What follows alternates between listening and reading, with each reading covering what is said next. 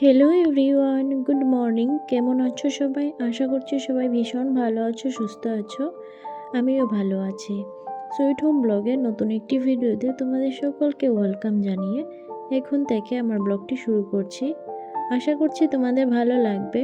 তো সম্পূর্ণ ভিডিওটি দেখার অনুরোধ রইল।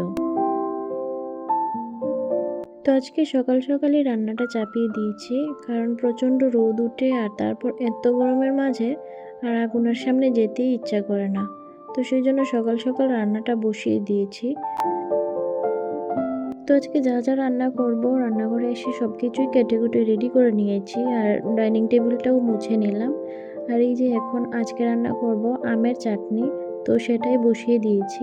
কিছুদিন ধরেই ইচ্ছা করছে আমের চাটনিটা খাওয়ার জন্য, তো ভাবলাম আজকে করেই নিই। আর আমও ছিল না ঘরে, তো ওকে বলেছি আম আনার জন্য, তো এই যে বসিয়ে দিলাম। আর আমের চাটনি না আমি আগে কোনো সময় করিনি, এই প্রথম করছি, জানি না কেমন হবে।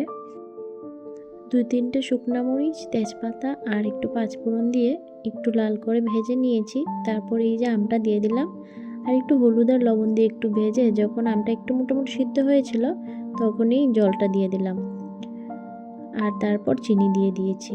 আর এই যে এইদিকে বড়া করব, তো ঝিঙ্গা বড়াটার মধ্যে একটু লবণ মেখে রেখে দিলাম, তো সেটা খাওয়ার সময় করব, এটাও রেখে দিচ্ছি। তো এই যে ঝোলটাও ফুটে এসেছে, মানে চাটনির যে ঝোলটা, আমি একটু ঝোলঝুলি করব। আর তোমরা যদি মনে করো ঝোল কম খাও তাহলে কিন্তু আরও কম দিতে পারো। আর এই যে সবশেষে দিয়ে দিলাম ভাজা গুঁড়া মশলা। আর এই ভাজা গুঁড়া মশলার মধ্যে আছে জিরা, ধনিয়া, মৌরি আর কয়েকটা শুকনো লঙ্কা ভেজে তারপর গুঁড়া করে নিয়েছি। খুব সুন্দর হয়েছে, খেতেও দারুণই হয়েছিল। তো তারপর এটা নামিয়ে তারপর রান্নাটা আবার বসিয়ে দিচ্ছি। আর একটু হলুদ আর একটু লবণ দিয়ে দিয়েছি তেলের মধ্যে। আর এখন এই যে মাথাটা, এটা কম আগুনে হালকা করে একটু ভেজে নেব। এই যে ভাজা হয়েও গেছে, তারপর দিয়ে দেবো এটার মধ্যে টমেটো, পেঁয়াজ আর হচ্ছে কয়েকটা কাঁচামরিচ। তো এই রান্নাটা খেতে কিন্তু আমার বেশ ভালোই লাগে, আমার হাজব্যান্ডও ভালো লাগে ওর কাছে, তো ওই বলেছে আজকে এই রান্নাটা করার জন্য। এই যে দিয়ে দিলাম আর তারপর দিয়ে দেবো একটু হলুদ, একটু লবণ, আর এই যেহেতু মাছের মাথা তো সেই জন্য একটু জিরাও। আর যেহেতু আগে মাথাটার মধ্যে হলুদ লবণ দেওয়া ছিল সেই জন্য লবণটা একটু বুঝে দিতে হবে। আর তারপর আবার একটু দেব রসুন থেতো করে দিয়ে দেব, তাহলে রসুনের ফ্লেভারটা এটা আরও বেশ দারুণ লাগে। তো এখন এটা ঢেকে ঢেকে রান্না করব যতক্ষণ না এটা মজে যায়। তো এটা ততক্ষণে মজতে থাক আর আমি এদিকে রান্নাঘরটা মুছে নিচ্ছি, কারণ এটা তো মুছতে অনেকটা টাইম লাগবে। তো বসে থেকে লাভ নেই, সেই জন্য ভাবলাম রান্নাঘরটা মুছে নিই, একটু কাজ কমে যাবে। এই গরমের মধ্যে সকাল সকাল কাজগুলি সব কিছু সেরে নেওয়ার চেষ্টা করি, নাহলে দেখা যায় যত বেলা যায় গরমটাও কিন্তু তত বাড়ে। তো ঘর মুছতে মুছতে মাঝে মধ্যে এইভাবে নেড়ে দিয়েছি আর এই দেখো এই তরকারিটা কিন্তু হয়েও গেছে। আর এখন ধনেপাতা দিয়ে একটু নেড়ে আবার নামিয়ে নেব। তো দেখতে পাচ্ছ কালারটা কিন্তু বেশ সুন্দর এসেছে আর খেতেও কিন্তু এটা খুব টেস্ট হয়। তো তরকারিটা নামিয়ে নিলাম আর এখন এই যে চুলাটা মুছে নিচ্ছি আর তারপর যে বাসন কুসন আছে সেগুলি ধুয়ে নেব। আর আজকে শুক্রবার, আমার ছেলের আন্টিও আছে, কিন্তু না ও সকালবেলা উঠেই বলছে মা আজকে ভালো লাগছে না আর শরীরটাও না একটু গরম গরম। তো বললাম যে ঠিক আছে যেতে হবে না। তো ও ঘরে শুয়ে আছে, আজকে দেখছি সকাল থেকে বেশি একটা দুষ্টামিও করছে না, মানে খেলাধুলাও করছে না। তো সেই জন্য বললাম যে থাক, না হলে না গেলে না যাবে। তো ও ঘরে বসে এখন টিভি দেখছে আর এই দেখো আমি এখন বিছানাটা গুছিয়ে নিচ্ছি। এত গরম পড়েছে, আমরা বড়রা তো তবু একটু সহ্য করতে পারি, কিন্তু বাচ্চাদের কিন্তু সহ্য এতটা করতে পারে না। আর তারা কিন্তু দেখবে এই গরমের মধ্যে আমরা যেমন কাজটা সেরে পাখার নিচে বসে থাকি, তারা কিন্তু সেটাও করে না। তো বাচ্চারা তো খেলাধুলা করে, তো তাদের কিন্তু গরমটা আরও বেশি লাগে। তো সেই জন্য তোমরাও বাচ্চাদেরকে একটু দেখে শুনে রেখো। আর আমি তো আমার ছেলেকে মানে প্রতিনিয়ত জল খাওয়াই, শরবত করে দিই, এটা ওটা করে দিই। আর এতটা না রোদে যেতে দিই না, কিন্তু তারপরও ছেলে মানুষ, বাচ্চারা তো যাবেই, তো বাইরে তো একটু খেলাধুলা করেই। তো দুপুরবেলাটা আমি যত মানে পারি ওকে ঘরে রাখারই চেষ্টা করি।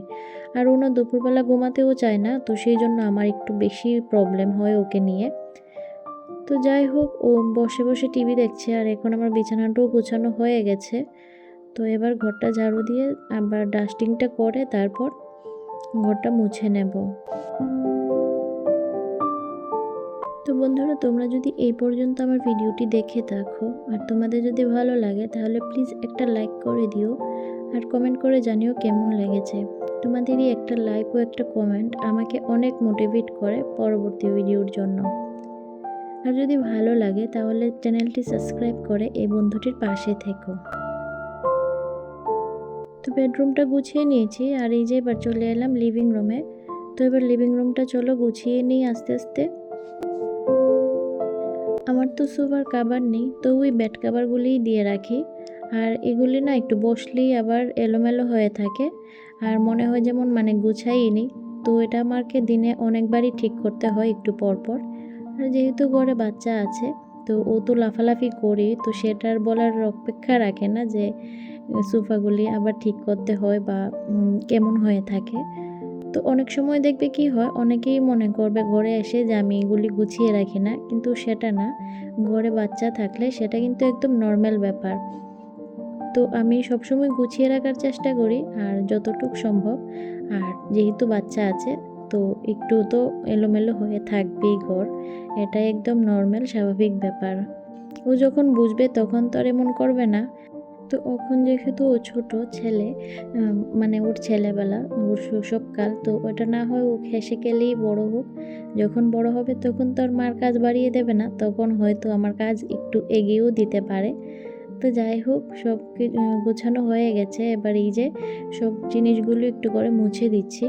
এগুলি না একদিন না মুছলেই প্রচণ্ড ধুলা পড়ে, তো সেই জন্য কী করি, রোজই একটু একটু করে মুছে দিই।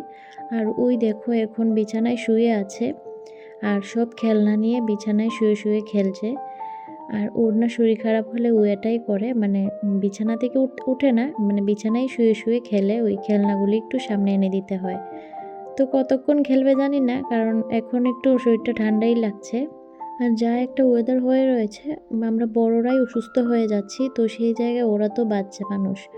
আর ও না ভীষণ খেলাধুলা করতে পছন্দ করে, ও এক জায়গার মধ্যে 5 মিনিটও বসতে পারে না, এতটাই খেলাধুলা ওর পছন্দ।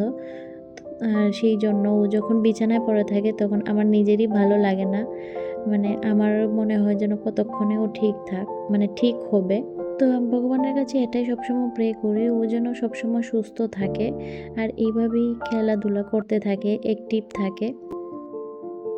আর এই যে এখন এই সেলাই মেশিনটা একটু মুছে দিচ্ছি। অনেক দিন ধরেই কোনো সেলাই কাজ করা হয় না। আর দেখবে, সেলাই কাজ না করা হলেও কাপড় দিয়ে ঢেকে রাখি, তারপরও কিন্তু ওর ভিতরে ধুলা যায়।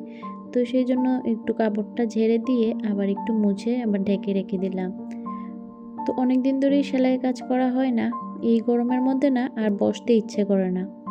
ঘরের যে রুটিন কাজগুলো, এই যে ক্লিনিং, ডাস্টিং, এগুলি করেই না একদম হাঁপিয়ে যাই। গরমের মধ্যে যেমন আরও বেশি পরিশ্রম হয়ে যায়, এই কাজগুলো তো সবসময় করি, এতটা পরিশ্রম হয় না, কিন্তু গরমে মনে হয় যেমন অনেক কাজ করে ফেলেছি। আর না, মেশিনে বসতে ইচ্ছা করে না, অনেক দিন হয়ে গেছে কোনো সেলাই কাজ কিচ্ছু করছি না। তো এই যে জানালাটাও এখন মুছে দিচ্ছি।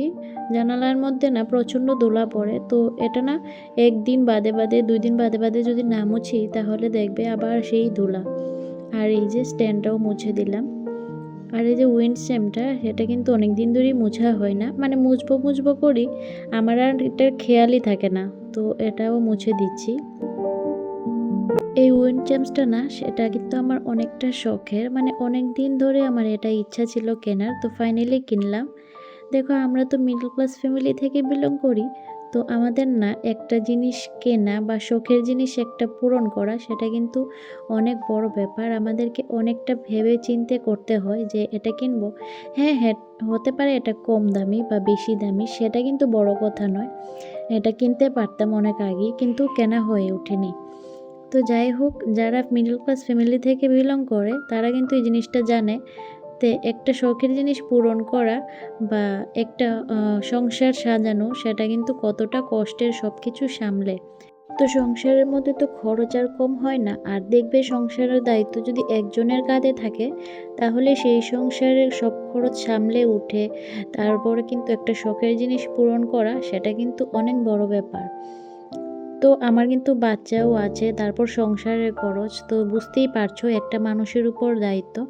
তো সেই জায়গায় দাঁড়িয়ে আমি যে একটা শখ পূরণ করব বা আমার একটা ইচ্ছে পূরণ করব সেটা করতে কিন্তু আমাকে অনেকবার ভাবতে হয়। তো যাই হোক সেটা কিন্তু আমি ফাইনালি কিনতে পেরেছিলাম। আর সেদিন কিন্তু আমি খুব খুশি হয়েছিলাম। আসলে কি জানো বন্ধুরা, আমি না খুব অল্পেতেই খুশি। মানে আমার এত দামি দামি গিফট, দামি দামি জিনিস লাগবে সেটা কিন্তু না। আমি খুব কমে কিছু মানে খুশি হয়ে যাই তাড়াতাড়ি। তো দেখো তোমাদের সাথে কথা বলতে বলতে আমার ঘর মোছাটাও কিন্তু কমপ্লিট হয়ে গেছে। আর এই যে এখন পাপোশগুলো দিয়ে দিচ্ছি। আর তারপর স্নান টান করে চলে এলাম। এই যে এখন চুলটা আঁচড়ে নিচ্ছি। আর তারপর খাওয়া দাওয়া করব ছেলেকে নিয়ে। আর যেহেতু ওর শরীরটা বেশি ভালো না, তো সেই জন্য আজকে ওকে খাইয়েই দেব। তো চলো আগে সিঁদুরটা পরে নিই। তো তারপরই যে সন্ধ্যা হয়ে গেছে আর ও বলছিল যে একটু কচুরি খাবে, তো সেই জন্য ওই আমার হাজব্যান্ড কচুরি এনেছে। আর আমার না কচুরি বেশি একটা পছন্দ না, তো সেই জন্য আবার আমার জন্য সিঙ্গারাও এনেছে। তো সেটাই এখন বেড়ে নিচ্ছি। তো এখন মাকেও দিয়ে দেবো, আমরাও খাবো। তো চলো আজকে ভিডিওটা এখানেই শেষ করছি।